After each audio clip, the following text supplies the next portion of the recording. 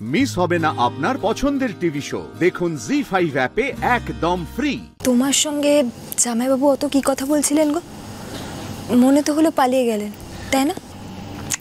হয়তো ওনার কোনো জরুরি কাজ ছিল, তাড়াহুড়ো ছিল, তাই চলে গেছেন।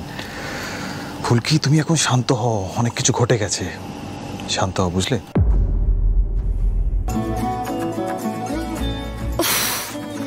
আর তো পারা যায় না, আবার এই শাকচুনিটা সেরার উপর ভর করলো। হঠাৎ না বলে কোথায় চলে গেছিলে? পরিক্রমার সময় কথা হলো না, হঠাৎ ফুলকি টেনে নিয়ে চলে গেল তোমাকে। আমারও তো কথা থাকতে পারে কিছু।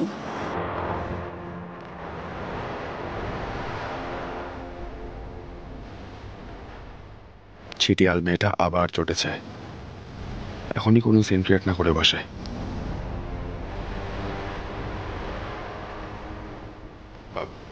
আসলে ফুলকির খুব ফুচকা খাওয়ার ইচ্ছে হয়েছিল, তাই ফুচকা খাওয়াতে নিয়ে গিয়েছিলাম।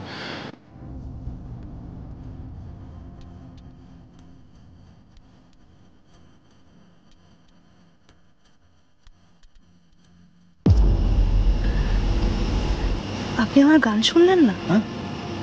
আমার গান শুনলেন না আপনি? আপনার গান? আপনার গান তো আমি হ্যাঁ শুনেছি, ওই পরিক্রমার সময় শুনেছি। খুব ভালো ছিল গান, খুব ভালো ছিল। সে কি, আপনি পরিক্রমাতে আমার গান কি করে শুনলেন? আমি তো ওখানে নাচ করেছিলাম, গান তো গাইনি। ও, আমার বোধহয় ভুল হচ্ছে অ্যাকচুয়ালি। হ্যাঁ, আমি তো আপনার নাচই দেখছিলাম। খুব সুন্দর হয়েছিল, খুব ভালো, খুব ভালো। স্যার, আপনি বললেন যে ফুচকা খাওয়াবে, চলুন। ম্যাডামের নাকের ডকা দিয়ে বের হবো কিন্তু। চলুন চলুন। এটা কি ফুলকি? আরে ছাড়ো, আমি ফুচকা খাই না। কি করছো নাকি তুমি?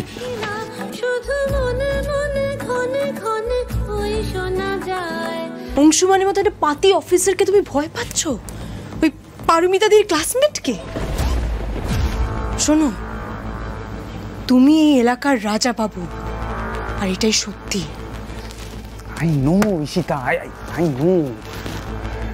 এই সত্যিটা একমাত্র তুমি জানো, আর আমি তিওয়ারিকে বলেছি। কিন্তু আমার ভয় লাগছে ঈশিতা, যদি কোনো রকম এই সত্যিটা বেরিয়ে যায় না। আমি অংশুমান সেনগুপ্তর মতো একটা টিকটিকিকে ভয় পাচ্ছি না ঈশিতা। আমি ভয় পাচ্ছি ফুলকি আর রোহিতকে। আমি না কিছুতেই ওদের বিশ্বাস করতে পারছি না।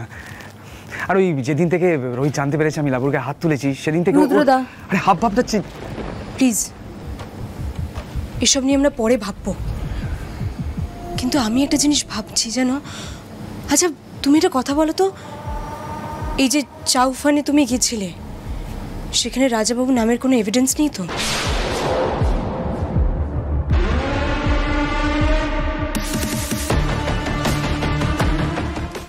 জি5 ডাউনলোড করুন আর সব এপিসোড দেখুন একদম ফ্রি।